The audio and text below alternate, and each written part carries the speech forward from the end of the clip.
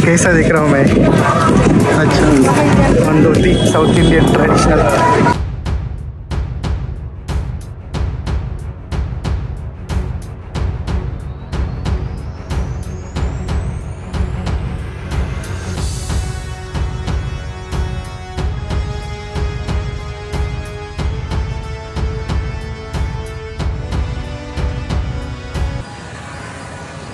Good evening guys and welcome back to the channel.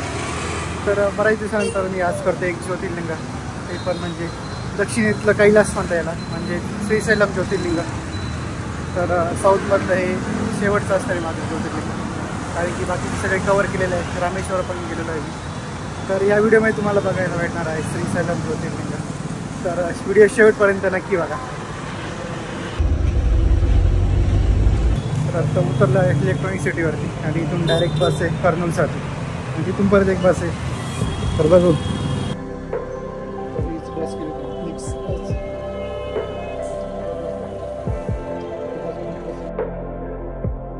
तर मित्रांनो, मी book केलेली बस मला मिळालेली आहे एकदम टायमामध्ये।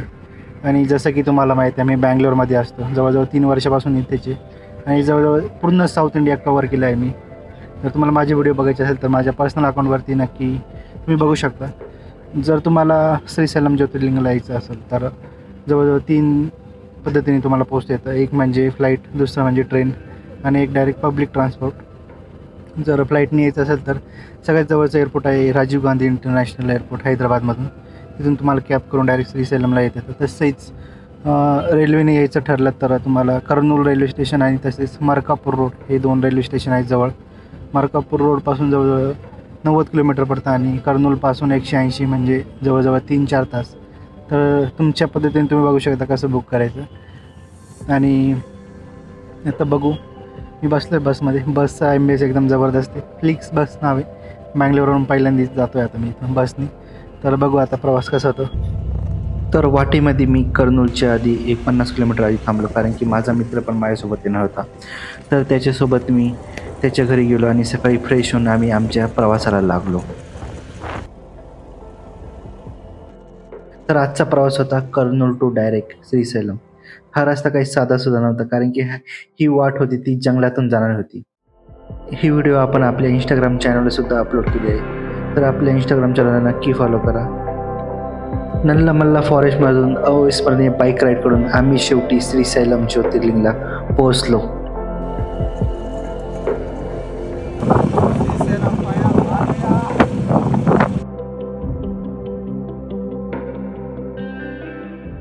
श्रीशैलममध्ये एंटर केल्यावर तुम्हाला पहिल्यांदा इथे शंकराची पिंड दिसते आणि शंकर पार्वतीची मूर्ती आहे।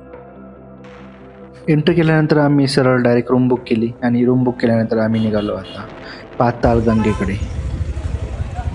पाताळगंगेला जाण्यासाठी तुम्ही पायी किंवा रोपवेचा वापर करू शकता। इथून रोपवे पण भेटून जाईल तुम्हाला आरामात।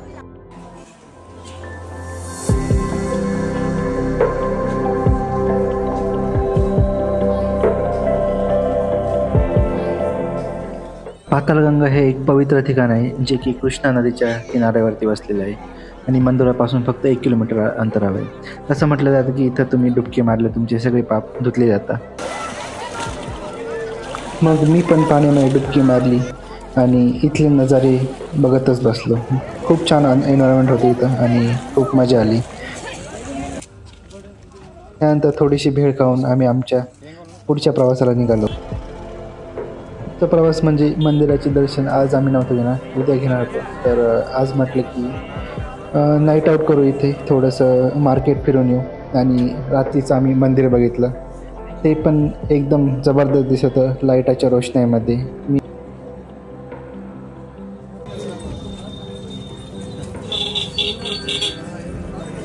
इथं फिरतो आम्ही मार्केट।